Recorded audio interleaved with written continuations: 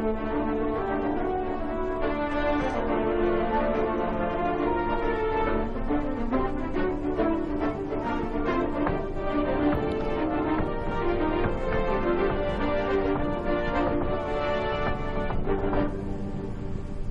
पाचच्या बातमीपत्रात मी शिबानी जोशी आपलं स्वागत करते. पाहूया काही ठळक घडामोडी. शेतकऱ्यांच्या कर्जमाफीच्या मुद्द्यावरून विधानसभेत आज विरोधकांनी प्रचंड घोषणाबाजी केली. कामकाज सुरू होताच विरोधकांबरोबरच सत्ताधारी शिवसेनेनंही शेतकऱ्यांना कर्जमुक्ती द्या अशी मागणी केली. त्याचवेळी भाजपा आमदारांनीही कर्जमाफीची मागणी केली. या मागणीवरून विरोधक आणि सत्तापक्ष यांनी केलेल्या घोषणाबाजीवरून सभागृहात प्रचंड गदारोळ झाला.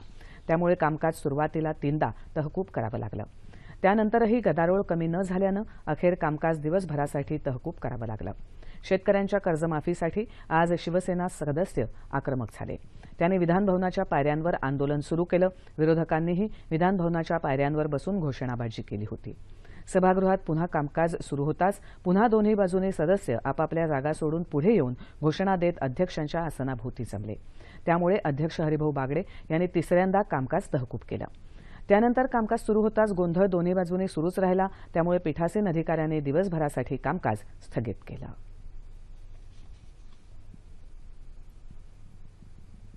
शेतकऱ्यांना संपूर्ण कर्जमाफी मिळावी या मागणीसाठी विधान परिषदेतही विरोधकांसह शिवसेनेनं आज आक्रमक पवित्रा घेतला. त्यामुळे दोन्ही बाजूंकडून झालेल्या घोषणाबाजीमुळे सभागृहाचं कामकाज दिवसभरासाठी स्थगित करण्यात आलं.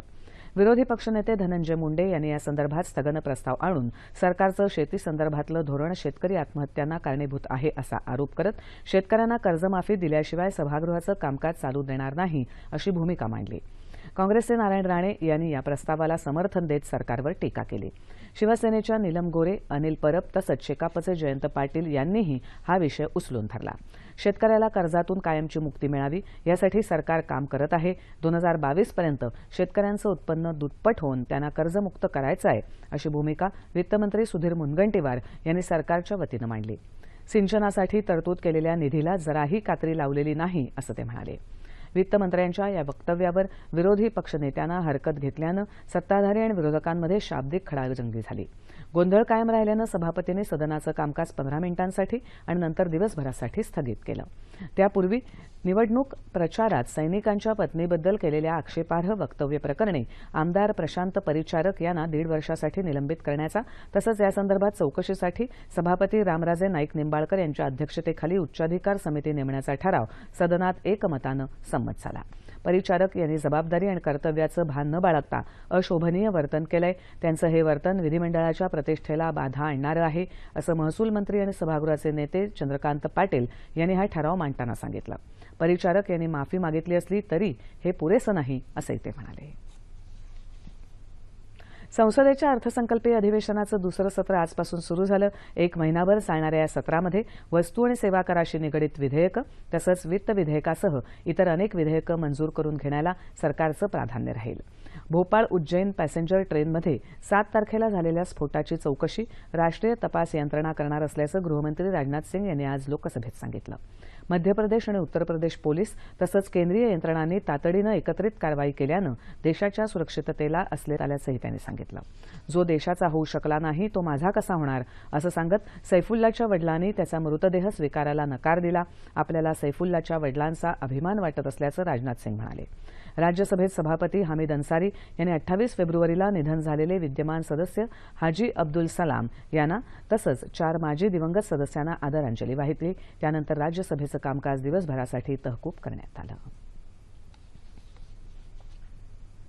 जम्मू काश्मीरमधल्या पुलवामा जिल्ह्यात पदमकंपोरा या भागात सुरक्षा दल आणि दहशतवादी यांच्यात आज झालेल्या चकमकीत 2 दहशतवादी ठार झालेत. दहशतवादी लपून बसलेल्या भागाला केंद्रीय राखीव पोलीस दल आणि विशेष कृती दलानं वेढा घातला. मात्र दहशतवाद्यांनीही गोळीबार सुरू केल्यानंतर सुरक्षा दलानं त्याला प्रत्युत्तर म्हणून केलेल्या गोळीबारात जहांगीर गनी आणि महम्मद शफी हे दहशतवादी ठार झाले. गेल्या वर्षी स्थानिक पोलिसांच्या झालेल्या हत्येत गनीचा हात होता. ज्येष्ठ नाट्य समीक्षक डॉक्टर वी भा देशपांडे यांचं आज पुण्यात वृद्धापकाळानं निधन झालं. ते 79 वर्षांचे होते. गेले काही दिवस ते मूत्रपिंड विकारानं त्रस्त होते. पुण्यातल्या वैकुंठ स्मशानभूमीत आज संध्याकाळी त्यांच्या पार्थिवावर अंत्यसंस्कार करण्यात आले. डॉक्टर देशपांडे यांनी व्यावसायिक तसंच प्रायोगिक नाट्य चळवळीत मोठं योगदान दिलं. मराठी नाट्यकोश या 1200 पानी ग्रंथाचं लेखन आणि संपादन करून त्यांनी मराठी वाङ्मयात मोलाची भर घातली. त्यांची मराठी नाटक, नाटककार आणि कर्तृत्व, नाटक नावाचं बेट, नाट्यभ्रमण गाथा, वारसा रंगभूमीचा अशी पुस्तकं गाजली होती.